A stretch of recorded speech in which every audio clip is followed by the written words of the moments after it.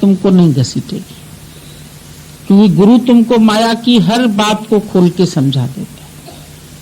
माया महाठगनी हम जानी, केशव के कमला हुए बैठी, शिव के भवन भवानी। कैसे जाके हर जगह पहुंच जाती है माया।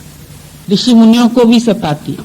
विश्वामित्र को भी जाके रंभा ने नृत्य करके और ऐसा करके उर्वशी ने कैसे उसको गिराया। तो माया तो इनवाइट करती है तुमको। और खास तौर से इंद्र जो है उसका सिंहासन हिलता है जब कोई तपस्वी तपस्या करता है, तो उसको लगता है कि अगर ये तपस्वी तपस्या करेगा तो मेरा राज्य तो नहीं चलेगा। और वो इंद्र और कोई नहीं, तुम्हारा मन इंद्र है जो इंद्रियों के रस लेता है, उसका तखत हिलता है।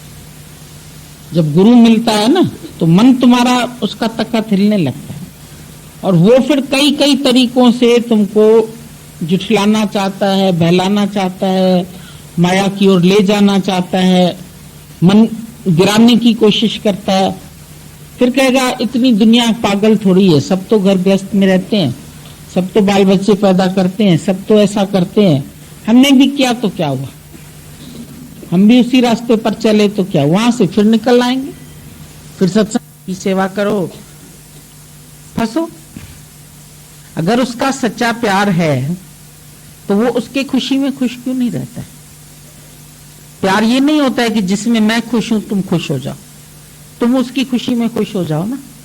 अगर वो तुमको 10 महीना खुशी देती है तो 2 महीना तुम भी तो उसको खुशी दो। इतना पुरुष प्रधान हमारा देश है, इसमें डोमिनेट करते हैं लेडीज को, और ऊपर से देवी माता की पूजा करते हैं। बहुत हैरानी लगती, जय माता दी जय माता दी, और घर की स्त्री को तो नहीं पूजते। यत्र नार्यस्तु पूजन्ते रमन्ते तत्र देवता। अगर नारी की पूजा घर में हो तो वहीं देवताओं का वास होता है। पर नारी को क्या समझते, एक भोगने की चीज है, बस बच्चा पैदा करने की मशीन है।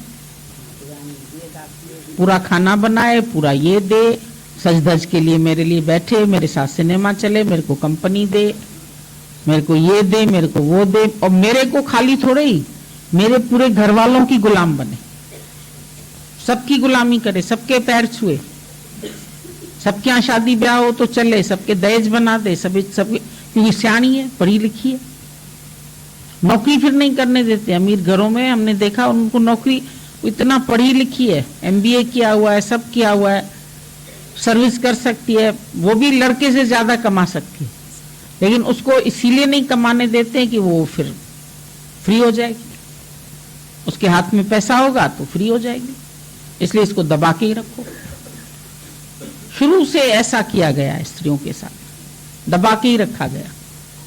अभी भी बहुत कम होंगे जो अपने को फ्री कर पाते हैं, नहीं तो 99% लेडीज अभी भी डरती, अभी भी उनके कहने से ही चलती है। एक शब्द तो खाली वो मना करे, अच्छा नहीं ऐसा नहीं करूंगी, अभी मैं नहीं आती हूँ, थोड़े दिन और रहती हूँ इधर, बस उनका क्रोध चढ़ जाएगा आसमान पर पारा। तो कोई किसी को आगे बढ़ने थोड़ी देते। एक आदमी ने मछलियां पकड़ता था तो एक दिन केकड़े पकड़ लिए, मछलियां नहीं मिली तो केकड़े पकड़ लिए, तो केकड़ों को उसने डाल दिया टोकरे में। ये टोकरे में डाल दिया तो उसके बाद वो आराम से लेटा हुआ था, तो वहां से उसका एक जानने वाला निकला, बोला क्या बात है भैया, आज मछलियां नहीं पकड़ी तुमने? बोला नहीं, आज मछलियां जाल में नहीं आई, केकड़े ही आ गए। हमने सोचा चलो इन्हीं को बेच लेंगे कल जाके मार्केट में। तो बोला लेकिन इनको बांध के तो रखो, ये तो चलते हैं ऐसे ऐसे करके, और चल के फिर चले जाएंगे उसमें समुद्र में, तो तुम्हारी जो मेहनत की है तुमने इनको फंसाने की, तो ये तो नहीं फंसेंगे, ये तो वापस पानी के अंदर चले जाएंगे। तो हंसने लगा बड़ी जोर से। हंस क्यों रहे हो भाई? बोला ये इतने चतुर हैं, ये केकड़े अपना काम खुद ही करते हैं, हमको नहीं इनको कुछ करना पड़ता। केकड़ा एक थोड़ा बढ़ेगा ना टोकरी से ऊपर, दूसरा केकड़ा उसकी टांग खींचता है, फिर वापस टोकरे में गिर जाता है वो, फिर दूसरा निकलना शुरू होता है, दूसरा उसकी टांग खींचता है। तो ऐसे एक भी केकड़ा निकल नहीं पाता है। ये लोग एक दूसरे की टांग खींच के इसी में ही पड़े रहेंगे।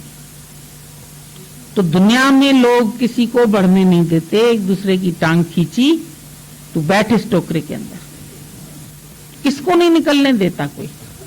ये मुक्ति मुक्ति इतना गुरु चिल्लाता है, फिर भी तुम लोग पूरी तरह से मुक्त थोड़ी हो पाते, क्योंकि डर पड़ा है समाज का, डर पड़ा है दुनिया का।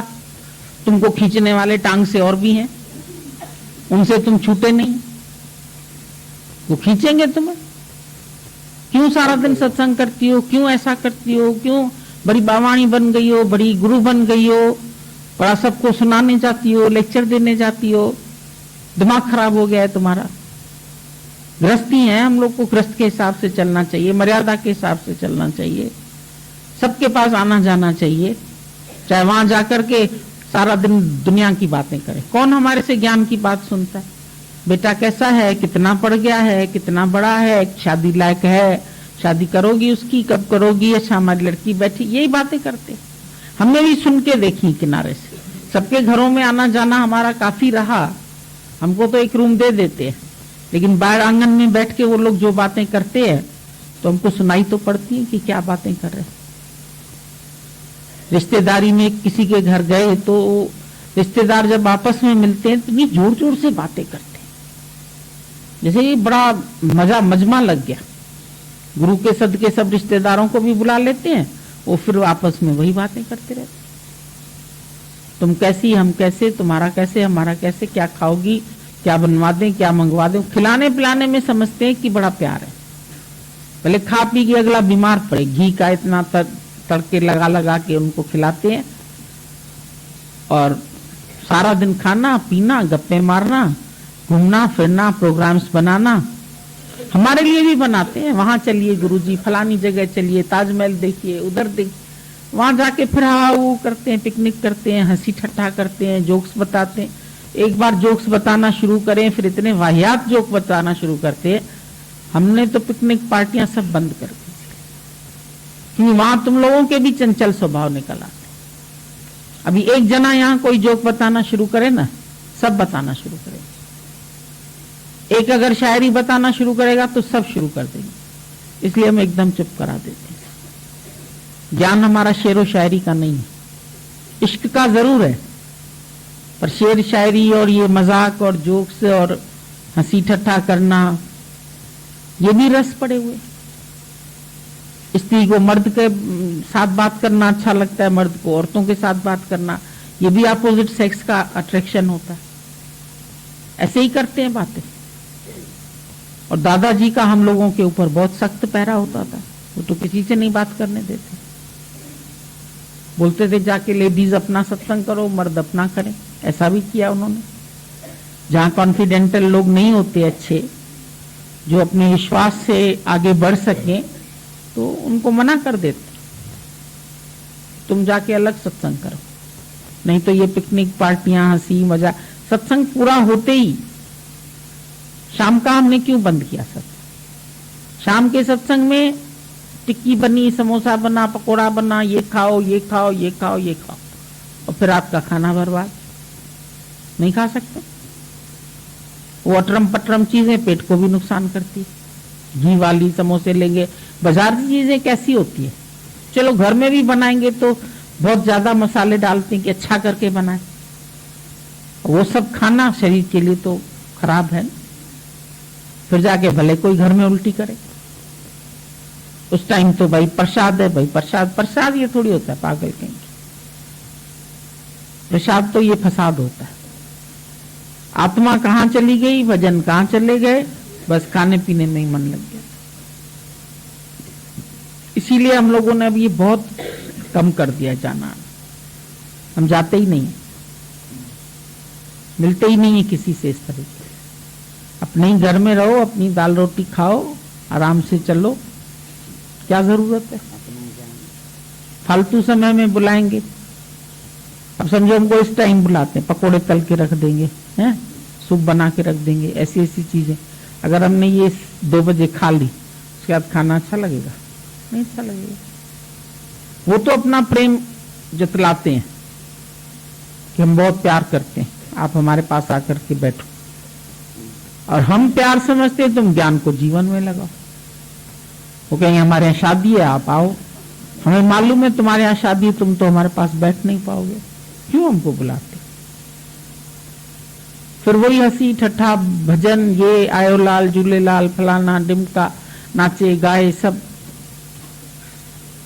ऐसे तो ये संत लोग भी सारा दिन नचाते रहते, हमने देखा है, पौना टाइम तो नचाते हैं